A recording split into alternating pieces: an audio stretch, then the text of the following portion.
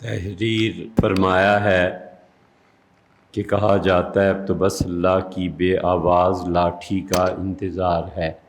آج کے خطبے کی روشنی میں یہ سمجھا دیں بھائی، اللہ تعالیٰ کی بے آواز لاٹھی بالکل برستی ہے، لیکن ان پر جو اپنی مساعی، اپنی جد و جہد، اپنے اختیار میں جو چیزیں ہیں ان کا استعمال کر چکے ہوں۔ جب قومیں اپنے موجودہ وسائل کا اعتبار کر کے، محنت کر کے کوئی مقام حاصل نہیں کرتی، اللہ کی بے آواز لاٹھی 80 برس میں بھی نہیں برستی۔ اللہ کی بے آواز لاٹھی آپ 47 سے شروع کر دیں اور اب تک کتنی مرتبہ برسی ہے، یہ ہمیں بھی کوئی سمجھائیں یار۔ خدا کی بے آواز لاٹھی کو اس وقت کیا ہو گیا تھا جب آئین توڑا گیا اور 1956 میں یا 58 میں آئین کو معطل کر دیا گیا، جبکہ ہمارے مقابلے میں جن کو چھوڑ کے ہم چلے تھے انہوں نے پہلی کوشش ہی یہی کی کہ آئین کو بنائیں۔ ہم ایمان کے بعد اپنے نظریے میں یہ بنیادی پتھر سمجھتے ہیں کہ قوموں کو اپنی معیشت سنبھالنی چاہیے۔ خدا کی بے آواز لاٹھی 1990 تک بھی نہیں برسی، جبکہ ہمارے جو دوسرے ممالک تھے یا جن سے ہم آزادی یا جن سے ہم الگ ہوئے تھے، انہوں نے 1947 سے لے کے پورے 43 سال تک انتظار کیا اور اپنی اکانومی کو اچھی طرح مضبوط کیا، اور انہیں پابندی لگا دی کہ انڈین اپنے ملک سے باہر کی چیز کو استعمال نہیں کریں گے۔ اور اس کے بعد منموہن سنگھ آئے، جبکہ انڈیا نے معاشی طور پر اپنے آپ کو ٹھیک لائنز پہ چلا لیا تھا۔ اب منموہن سنگھ نے ہماری نقل کی۔ منموہن سنگھ خود اتنے دماغی صلاحیتیں رکھتے تھے، یہ ایک الگ بحث ہے، مگر ہم انسانیت کے اعتبار سے سوچیں تو اس وقت سے انڈین پالیسی میں جو چینج آئی ہے، اب وہ اتنی تیزی سے اڑ رہے ہیں کہ عنقریب وہ آزاد ہو جائیں گے کہ دیگر ممالک سے قرض اور بھیک مانگے۔ اللہ کی بے آواز لاٹھی اب تک نہیں برسی۔ مہنگائی ہوتی جا رہی ہے، ہم غریب سے غریب تر ہوتے جا رہے ہیں، ہم اپنے بچوں کو پڑھا نہیں سکتے، ہم اپنی گاڑی نہیں خرید سکتے، ہم اپنی پوری زندگی کی کمائی سے ناممکن ہے، مشکل ہی ناممکن ہے کہ ہم گھر بنا سکیں، ہم کہاں جائیں؟ خدا کی بے آواز لاٹھی اب تک نہیں برسی، جبکہ 24-20 کروڑ افراد میں سے 19 کروڑ 18 کروڑ 15 کروڑ اپنے مکانات نہیں رکھتے اور کرائے پہ زندگی گزارتے ہیں، اور دن چڑھتا نہیں اور قرض لینے والا آتا نہیں، دن چڑھتا نہیں اور مکان کا کرائے والا، اور دن چڑھتا نہیں کہ دودھ والا فلاں فلاں اور بجلی۔ خدا کی بے آواز لاٹھی 18-19 کروڑ افراد پر ظلم ہونے کے باوجود نہیں برسی۔ ہم تو ایمان کے بعد سب سے بڑی چیز انسانوں کی اکانومی کو جانتے ہیں کہ اگر یہ نہ ہو تو انسان ایمان سے بھی ہاتھ دھو بیٹھتا ہے۔ پھر اللہ کی لاٹھی بے آواز لاٹھی، مزے کی بات ہے، اس وقت بھی نہیں برسی جب 2 ٹکڑے ہو گئے اور لاکھوں کروڑوں افراد تقسیم میں اور پھر دوسری تقسیم میں بھی اس کی زد میں آ گئے، اس کا اثر ہم پہ پڑا۔ وہ جو کہتے تھے کہ اسلام آباد کی سڑکوں سے پٹسن کی بو آتی ہے، وہ آج کہاں ہیں؟ اور اسلام آباد کی سڑکوں سے اب ہمیں تو کسی چیز کی بو نہیں آتی سوائے اس کے کہ خون نظر آتا ہے۔ اس لیے جب تک لوگوں میں خود شعور پیدا نہ ہو اور لوگوں میں یہ بات پیدا نہ ہو کہ وہ اپنی روایات پر چلیں گے اور قائم رکھیں گے، خدا کی لاٹھیاں نہیں برسا کریں۔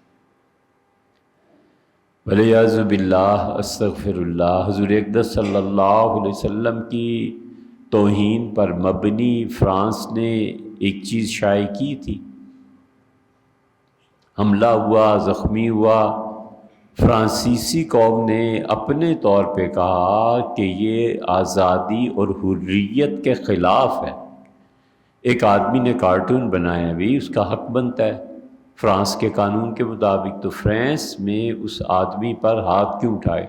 اگلے دن فرانس کی جو قوم، جن لوگوں کو کوئی غرض ہی نہیں تھا حضرت رسالت پناہ صلی اللہ علیہ وسلم سے، انہوں نے کہا اگر گورنمنٹ کو چھٹی دے دی نا کہ آزادی سے یوں اختیار استعمال کرے تو ان کے تو اور حوصلے بڑھ جائیں گے۔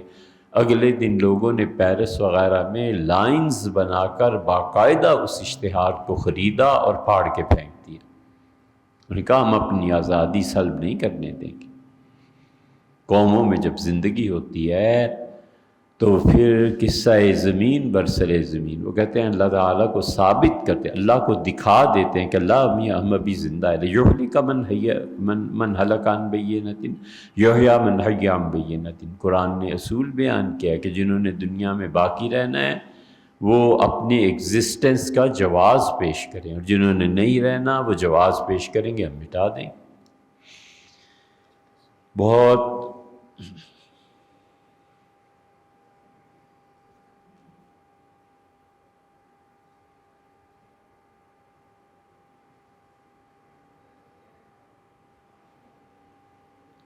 ریڈ ہافر کی جو بات آپ نے کی ہے تو سوال یہ دلچسپ مگر بہت تفصیلی ہے۔ حضرت رسالت مآب صلی اللہ علیہ وسلم پر ایمان نہ لائے اور باقی چیزوں پہ عمل کرتا رہے۔ دنیا میں ایسے بہت سی اقوام ہیں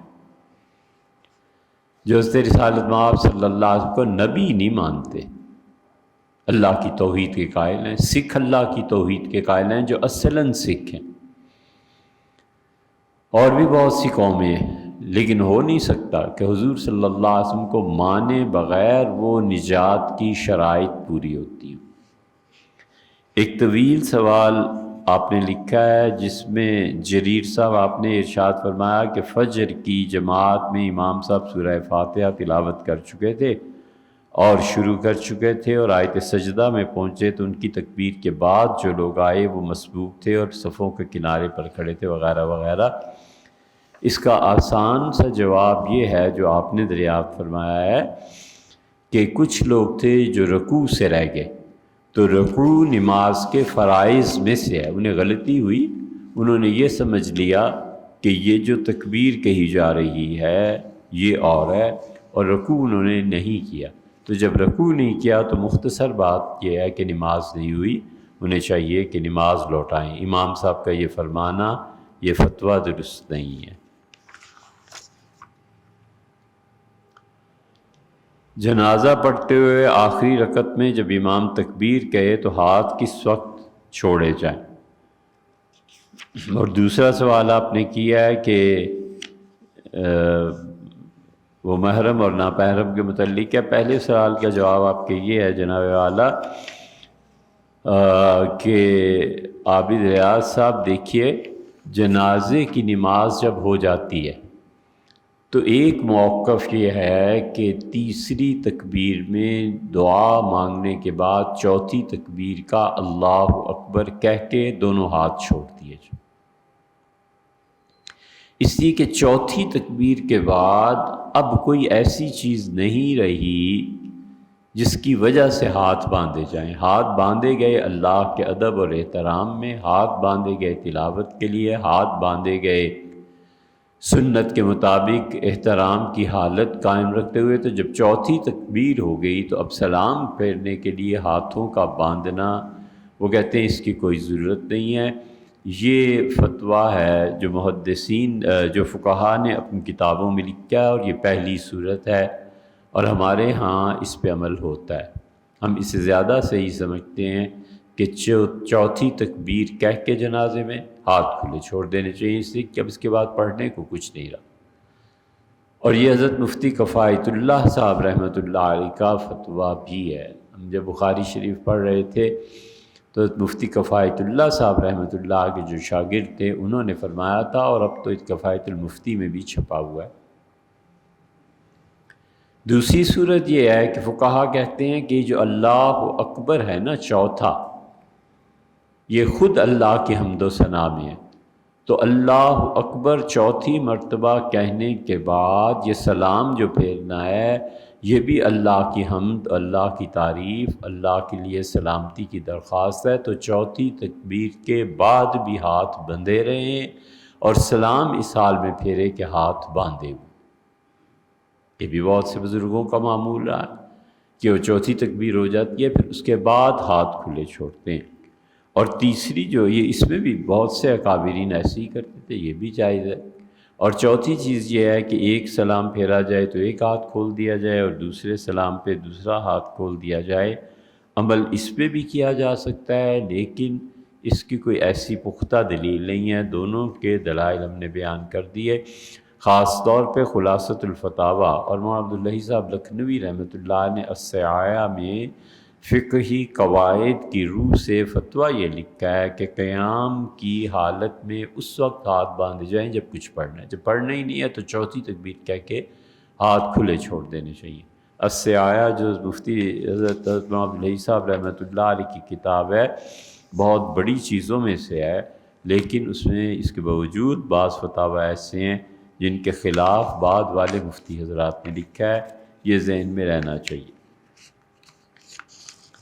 ایک شخص نماز میں رکوع بھول جائے اور سلام پھیرنے کے بعد یاد آیا کہ میں نے رکوع نہیں کیا، اور اس نے نماز کو توڑنے والی چیزوں میں سے کوئی چیز اس کا ارتکاب نہیں کیا، تو ایسا شخص کیا کرے گا؟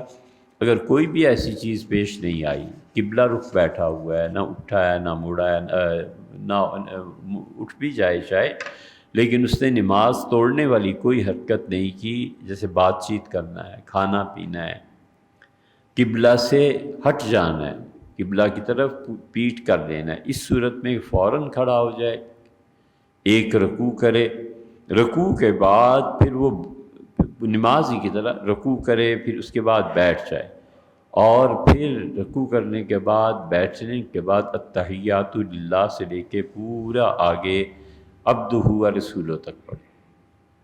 اب چونکہ اس سے رکوع میں تاخیر ہو گئی تھی، اس لیے ایک سجدہ سہو بھی کرے، رکوع کیا، پورا ہو گیا، بیٹھ گیا، بیٹھ کے اس نے التحیات للہ سے شروع کر دیا اور عبدہ و رسولہ تک پہنچ کے سلام پھیر کے ایک اس نے سجدہ سہو کیا، تو اب اس کی نماز مکمل ہو گئی، اس کو اس سے زیادہ کچھ نہیں کرنا۔ بھائی نفسیاتی مریض ہے، نفع نقصان کا پتہ نہیں چلتا، والد کی میراث میں حصہ بنتا ہے مگر وہ پیسے سنبھالنے کے قابل نہیں ہیں، تو پیسوں کی ادائیگی کیسے ہوگی اور کیا اسے زکوٰۃ بھی دی جا سکتی ہے؟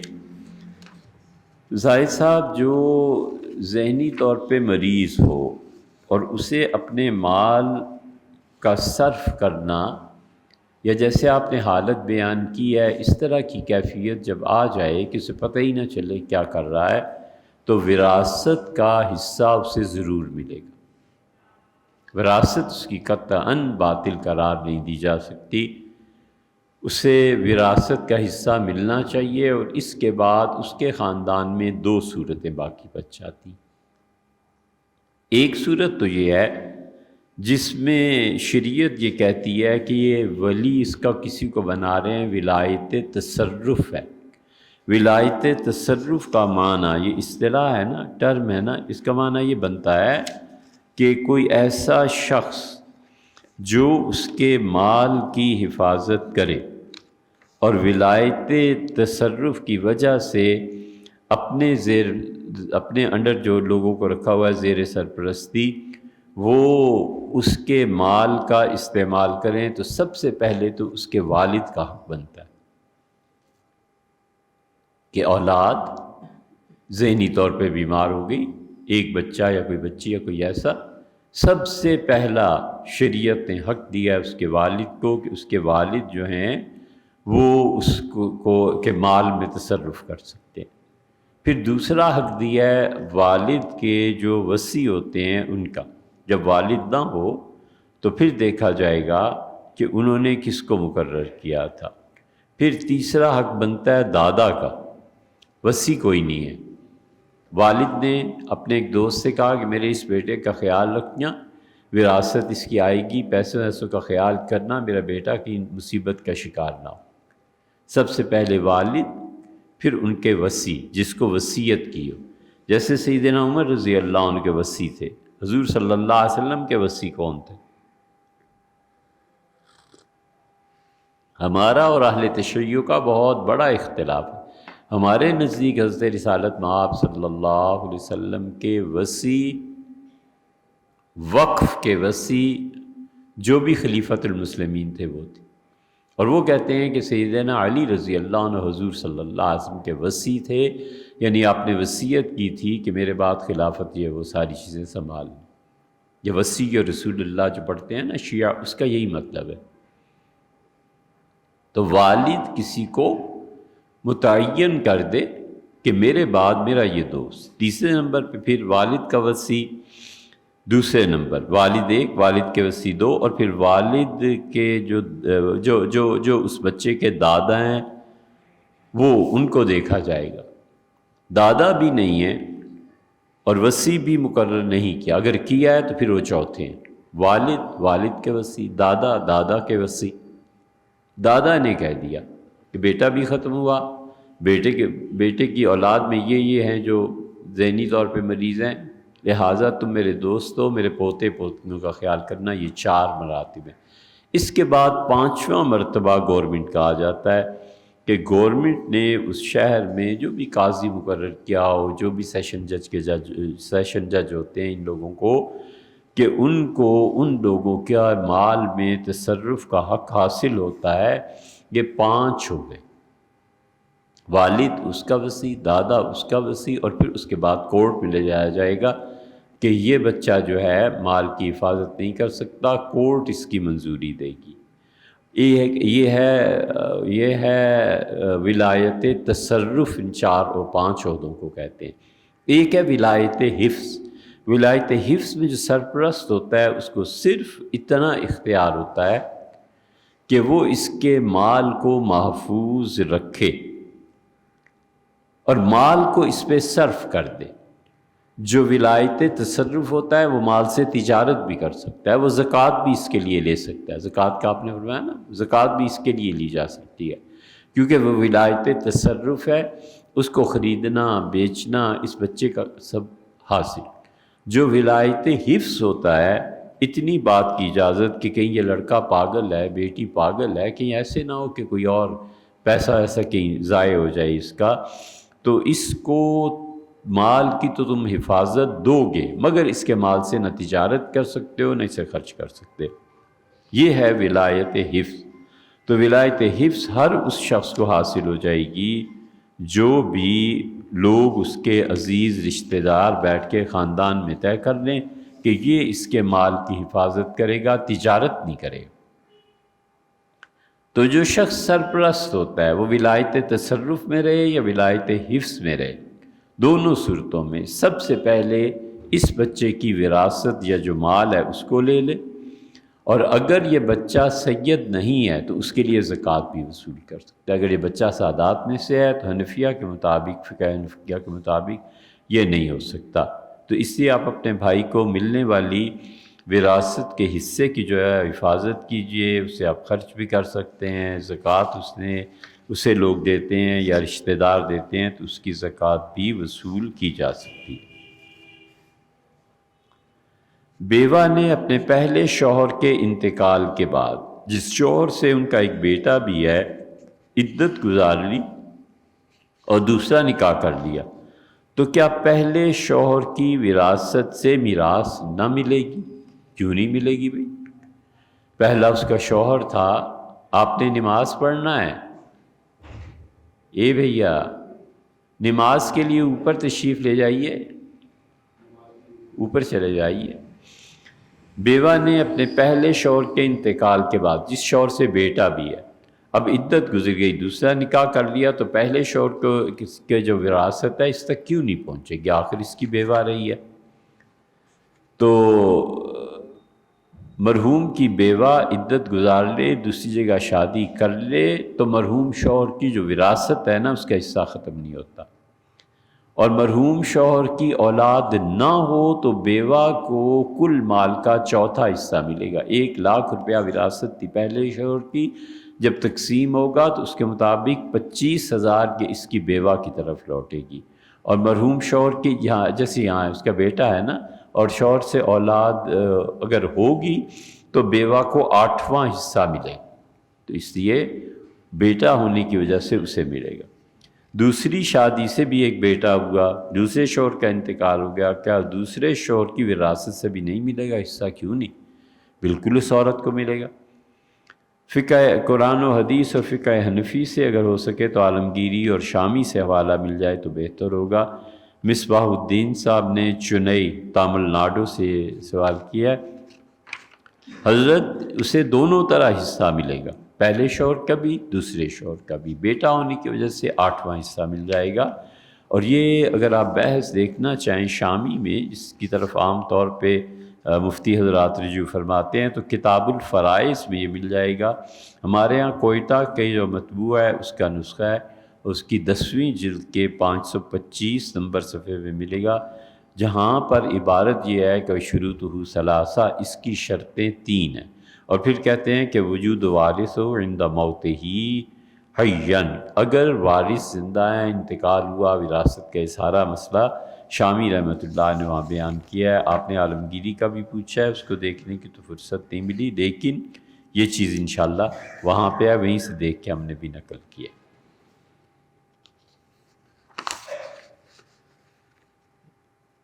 میں نے اور میری اہلیہ نے حج کے لیے درخواست دی، اور اہلیہ جو ہیں کسی عذر سے سفر نہیں کر سکتی، تو ان کا سفر حج اب عذر ہو گیا، ختم ہو گیا، ان کا حج ان پہ فرض نہیں رہا، تو اب مجھ پہ فرض عین ہے۔ میں چاہتا ہوں اہلیہ کے ساتھ کروں اور اگلے سال ہم اکٹھے چلے جائیں۔ ڈاکٹر حماد صاحب ایسے نہیں ہو سکتا، حج آپ پہ فرض ہے، اور بیوی کا ساتھ ہونا حج کی شرائط میں کیا کچھ بھی نہیں ہے، اس لیے جب آپ پہ فرض ہو چکا ہے تو محض اس وجہ سے حج نہ کرنا کہ اہلیہ نہیں جا رہی اور اگلے سال اکٹھے چلے جائیں گے، یہ ٹھیک بات نہیں ہے، آپ کو فوری طور پہ حج کرنا چاہیے۔ ظہر کی جماعت سے پہلے تہجد کا ثواب، حضور اقدس صلی اللہ علیہ وسلم نے فرمایا کہ ظہر کی جماعت سے پہلے 4 رکعتیں پڑھنا سحری کے وقت نماز پڑھنے کے برابر ہے۔ آپ نے یہ بالکل صحیح حدیث کا ذکر کیا ہے۔ اس حدیث میں اگرچہ بعض محدثین نے اشکال کیا ہے، لیکن حقیقت یہ ہے کہ حدیث درست ہے، اس پہ فضائل میں عمل کیا جا سکتا ہے۔ جو آدمی بھی ظہر سے پہلے، ظہر کے فرائض سے پہلے 4 رکعتیں پڑھتا ہے، سیدنا عمر رضی اللہ عنہ بہت طویل پڑھتے تھے اور فرماتے تھے یہ دن کا تہجد، یہ جو 4 سنتیں ہیں نا، ان کو پڑھنا چاہیے، یہ سنت مؤکدہ ہیں، اور یہ اپنی فضیلت کے اعتبار سے تہجد کے برابر ہے۔ حدیث میں بھی آیا ہے، بہت محدثین نے اس کا ذکر کیا، مجمع الزوائد میں دیکھ لیجئے، عمدۃ القاری عینی رحمۃ اللہ نے بخاری کی شرح لکھی ہے، اس میں تو انہوں نے بہت اچھا اس کا تذکرہ فرمایا ہے کہ حضرت برا بن عازب رضی اللہ عنہ نے کہا کہ حضور صلی اللہ علیہ وسلم جس نے ظہر کے فرائض سے پہلے 4 رکعتیں پڑھیں کأن قائما تہجد من لیلتہ، ایسے ہی ہے جیسے اس نے رات کو اٹھ کے تہجد پڑھی۔ اسی لیے سیدنا عمر رضی اللہ عنہ یہ 4 رکعتیں ظہر سے پہلے کی بہت طویل پڑھتے تھے اور فرماتے تھے یہ دن کا تہجد ہے، تو اس سے سنن مؤکدہ ہیں، انہیں نہیں چھوڑا جا سکتا۔ اور بھی محدثین نے ذکر کیا، امام بہقی رحمۃ اللہ علیہ کا حوالہ آپ نے دیا ہے، طبرانی نے بھی ذکر کیا ہے، اسی طرح سے عبداللہ ابن مسعود رضی اللہ عنہ نے بھی اس کا تذکرہ کیا ہے۔ فتح المغیث ہمارے ہاں مباحث کی کتاب ہے، حدیث پہ، فقہ پہ اور چیزوں پہ، اس میں بھی انہوں نے یہ ذکر کیا ہے، تو اس لیے ظہر کی جماعت سے پہلے 4 رکعتیں اور طویل پڑھنا، بڑی سے بڑی سورت جو یاد ہو اس میں پڑھنا، یہ بات ہے۔ حال ہی میں مثنوی کے ایک درس میں امام حمیدی رحمۃ اللہ علیہ کا ذکر فرمایا گیا، ان سے ایک کتاب منسوب کی جاتی ہے جس کا نام ہے الرد علی النعمان۔ کیا یہ ان کی واقعی تصنیف ہے؟ حمیدی رحمۃ اللہ علیہ کی اس کتاب کی ہمیں ایک عرصے سے تلاش ہے، مدتیں گزر گئیں۔ حضرت مرزا مظہر جان جانا رحمۃ اللہ علیہ نے جو سیدنا علی رضی اللہ عنہ کی شان میں قصیدہ کہا تھا، مدتوں کے بعد اب اس کے 2 اشعار ہمیں اور مل گئے۔ قصیدہ کہاں ہے کچھ پتہ نہیں چلتا۔ شاہ عبد القادر صاحب محدث دہلوی رحمۃ اللہ علیہ نے اردو میں جو قرآن پاک کا ترجمہ کیا تھا اس کا بھی کوئی پتہ نہیں چلتا۔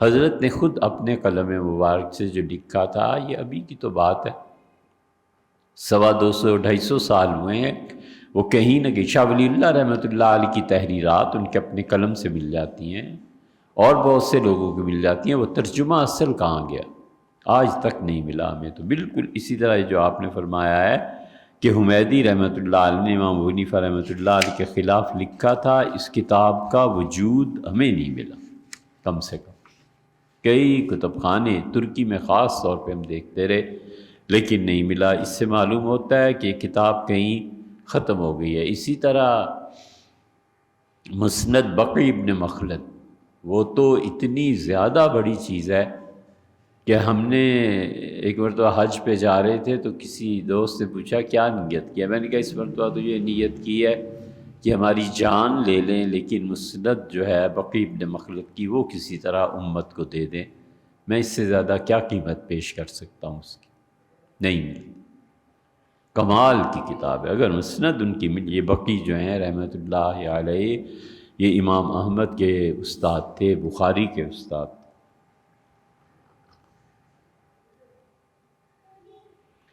ایک صاحب نے پوچھا ہے کہ امام بخاری رحمۃ اللہ علیہ نے امام احمد ابن حنبل رحمۃ اللہ سے حدیث نہیں لی، کیوں؟ ایسے نہیں ہے۔ امام بخاری رحمۃ اللہ صحیح بخاری میں ایک جگہ امام احمد رحمۃ اللہ کا تذکرہ فرمایا، ایک جگہ، باقی اس طرح سے احادیث نہیں لی جیسے اوروں سے لی ہیں۔ حمیدی رحمۃ اللہ علیہ کی یہ جو تصنیف ہے، اس پہ بزرگ رازی رحمۃ اللہ نے لکھا ہے کہ کہتے ہیں کہ جو اپنی رائے سے فتویٰ دیتے تھے، جب امام ابو حنیفہ رحمۃ اللہ علیہ کا ذکر آیا تو اپنے زمانے کے علماء کے لیے ایک آزمائش بن گئے۔ امام صاحب رحمۃ اللہ علیہ کو نہ اٹھائے بنتی تھی نہ لٹائے بنتی تھی۔ امام صاحب رحمۃ اللہ کی تعریف کرتے تھے اور جہاں عقل کی بحث آ جاتی تھی چپ ہو جاتے تھے، کہتے تھے ابو حنیفہ اپنی عقل سے ثابت کرتے ہیں، اب کیا کریں۔ اور جہاں امام ابو حنیفہ رحمۃ اللہ کو برا کہنا پڑتا تھا کہ ان کا فتویٰ محدثین کی سمجھ سے بالا ہوتا تھا، تو وہاں پہ اور مشکل پیش آ جاتی تھی۔ تو اسی لیے امام ابو حنیفہ رحمۃ اللہ کے متعلق آیا ہے کہ وہ کہتے ہیں اہل رائے تھے، اور ابو نعیم نے کہا میں نے ان سے پوچھا کہ حمیدی نے ایک کتاب لکھی ہے کتاب الرد، اور اس میں امام ابو حنیفہ رحمۃ اللہ علیہ کا رد کیا ہے، تو انہوں نے کہا ہاں اہل بدعت کا رد کیا ہے۔ پھر ابو حاتم رازی رحمۃ اللہ علیہ سے پوچھا گیا، عبداللہ ابن زبیر حمیدی کہتے ہیں کہ کتاب الرد علی النعمان و کتاب التفسیر، حمیدی رحمۃ اللہ علیہ امام تھے، ایک امام ابو حنیفہ رحمۃ اللہ کے خلاف کتاب لکھی اور ایک تفسیر لکھی، دونوں میں نہیں ملی۔ پھر وہ کہتے ہیں یہ ابن حبان جو ہیں بہت بڑے محدث ہیں، وہ بھی اسی بات کو دہراتے ہیں، وہ کہتے ہیں کہ میں نے حمیدی رحمۃ اللہ علیہ کو دیکھا، وہ امام ابو حنیفہ رحمۃ اللہ علیہ کے رد میں جو کتاب انہوں نے لکھی تھی وہ بیت اللہ میں پڑھا رہے تھے، تو وہ کہتے تھے کہ بعض لوگوں نے یہ بات لکھی ہے، بعض لوگوں نے یہ بات لکھی ہے، فقلت لہ فکیف لا تسمی، حضرت کیا بات ہے، آپ کہتے ہیں کسی نے لکھی ہے، کسی آدمی نام کیوں نہیں لیتے؟ تو فرمایا کرہ ان اذکرہ فی المسجد الحرام، بیت اللہ میں بیٹھ کر امام ابو حنیفہ رحمۃ اللہ کا نام لوں اچھا نہیں لگتا۔ اللہ کی عظمت اور اس کے جلال کے پیش نظر، اور امام ابو حنیفہ رحمۃ اللہ علیہ بس ٹھیک ہے، لیکن بہت چیزیں لکھی گئیں امام ابو حنیفہ رحمۃ اللہ کی فقہ اور امام حفص رحمۃ اللہ علیہ کی قرات، جن کے متعلق لوگ قسمیں کھاتے تھے کہ کوفہ کا جو دریا ہے نا اس سے پار نہیں جائیں گی، ادھر ادھر ہی رہیں گی۔ کاش عالم برزخ اور عالم مثال میں خدا انہیں دکھایا ہو کہ امام ابو حنیفہ رحمۃ اللہ علیہ کی فقہ امت کے 60% افراد پہ چھا گئے، اور حفظ کی قرات تو بیت اللہ میں خدا کے گھر میں پڑھی جاتی، مدینہ منورہ میں پڑھی جاتی ہے، پوری امت پہ روایت حفظ چھا گئی۔ جو قسمیں کھاتے تھے نا زندہ ہوتے تو ہم عرض کہتے حضرت قسم ٹوٹ گئی، کفارہ ادا کریں۔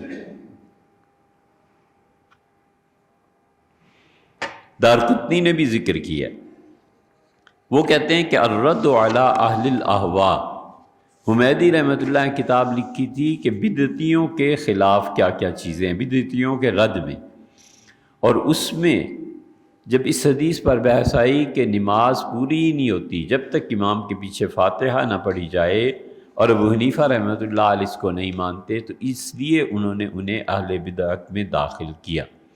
اسی طرح ابو شامہ ہے رحمہ اللہ، انہوں نے بھی سب نے لکھی ہیں، علمی اختلافات تھے، لیکن خدا نے ان سب میں سب سے زیادہ برکت امام ابو حنیفہ رحمۃ اللہ علیہ کو دی، اور ان کے خلاف لکھی جانے والی کتابیں بالکل کام میں نہ رہی، حتیٰ کہ وجود مشکل ہو گیا۔ نالین پاک کے کیا فوائد ہیں اس کو چھوڑیے، صوفیہ اس میں سے برکات کا ذکر کرتے ہیں۔ معرفت الہی کیسے حاصل کریں، بلال صاحب الناؤ سے تحریر فرماتے ہیں، بلال صاحب اللہ کی معرفت، اللہ کی شریعت پہ جو عمل کرنا ہے وہ محبت سے کرے مل جاتی۔ محبت اللہ کی اور چیز ہے، معرفت اور چیز ہے۔ جب محبت میں سنجیدگی پیدا ہو جائے اور اس پہ علم کا رنگ چڑھ جائے تو صحیح معنی میں عالم دین ہے۔ اور جب اللہ سے محبت میں سنجیدگی پیدا ہو جائے اور رنگ علم کی بجائے محبت کا غالب آ جائے تو یہ معرفت ہے جس کا اظہار ہوتا ہے۔ آپ نے مسئلہ پوچھا ہے اسلام آباد سے ثاقب صاحب، یہ جو آپ نے تحریر فرمایا یہ ہمیں سمجھ نہیں آیا۔ طلاق کا مسئلہ ہے، اہلیہ کو طلاق دی، پھر رجوع ہو گیا، پھر دوبارہ طلاق ہوئی وغیرہ وغیرہ، یہ مسئلہ ذرا وضاحت سے لکھیں تو پھر ہی کچھ عرض کیا جا سکتا ہے، یہ ہمیں بہرحال سمجھ نہیں آیا۔ کس نظر سے حرمت مسارت کسی نظر سے بھی نہیں ہوتی، نظر پہ یہ احکامات نہیں، عارف احمد صاحب یہ احکامات چھونے پہ۔ کچھ رقم کی انتہائی ضرورت تھی، میں نے اللہ تعالیٰ سے درخواست کی، اسباب وسیلہ کی بھی دعا کی، پھر دوستوں سے رابطہ ہوا، رقم کا بندوبست نہ ہوا، میں نے دعا جاری رکھی، حتیٰ کہ ایک جگہ سے اللہ نے مہربانی فرمائی۔ میرا عمل ٹھیک تھا، مجھے صرف اللہ سے دعا مانگنی چاہیے تھی یا دوست احباب سے رقم مانگنی چاہیے تھی۔ اللہ تعالیٰ سے دعا مانگنا سب سے بہترین اعمال میں سے ہے، سب سے پہلے اللہ ہی سے دعا مانگنی چاہیے، اور اللہ ہی پھر کسی نہ کسی ذریعے کو بتا دیتا ہے۔ سفر میں نماز قضا ہو جائے، یہ بامبے سے سلمان غازی صاحب فرماتے ہیں، سفر میں نماز قضا ہو جائے تو گھر پر آ کر قصر پڑھی جائے گی یا پوری 4 رکعتیں؟ سفر پہ جا رہا تھا، راستے میں ظہر کی نماز قضا ہو گئی، عصر عشاء کوئی بھی نماز، جب گھر لوٹے گا تو جس طرح فرض ہوئی تھی ویسے ہی ادا کرے گا۔ 2 رکعتیں فرض تھی نا سفر میں، واپس آ کے جب قضا پڑھے گا تو 2 رکعتیں پڑھے گا، چاہے گھر پہنچ چکا ہے تو وہ 4 نہیں پڑھے گا۔ گھر سے لمبے سفر کے لیے لے کر سامان نکلا اور شہر میں ایئرپورٹ پہ نماز کا وقت ہو گیا، ایئرپورٹ پہ ہو گیا تو دیکھنا چاہیے کہ ایئرپورٹ شامل ہے یا نہیں۔ مثلا ایک آدمی پنڈی سے نکلا، ایئرپورٹ اسلام آباد میں ہے تو شہر تبدیل ہو گیا، اب وہ مسافر ہو گیا، پنڈی میں 4 پڑھتا تھا گھر پہ، اب یہاں آ کے 2 پڑھے گا۔ تو اس کی سچویشن دیکھنی چاہیے کہ بسوں کا اڈا وغیرہ وغیرہ جو سفر کی یہ چیزیں ہوتی ہیں وہ کہاں واقع ہیں۔ دوسرا سوال آپ نے کہا کہ اپنے ہی شہر کے ایئرپورٹ پر نماز کا وقت ہو گیا، کراچی والوں کے لیے کراچی کے ایئرپورٹ پر ہی نماز کا وقت داخل ہو گیا، ان پہ پوری نماز فرض ہو گئی کیونکہ ایئرپورٹ کراچی میں داخل ہے۔ کیا جمع بین الصلاتین بھی کر سکتا ہے؟ جمع بین الصلاتین جو ہے نہیں کرنی چاہیے۔ ہم حنفیہ کے نزدیک فرض کیجئے ظہر کا آخری وقت ہو گیا اور 5 منٹ بعد عصر کا وقت داخل ہو رہا ہے تو پھر ظہر آخری وقت میں پڑھ لے، عصر پہلے وقت میں پڑھ لے، یہ ہمارے نزدیک جائز ہے۔ مرض ہے، اس صورت میں بھی وہ 2 نمازوں کو بالکل جمع کر سکتا ہے۔ ہمارے نزدیک اس کا طریقہ یہ ہے۔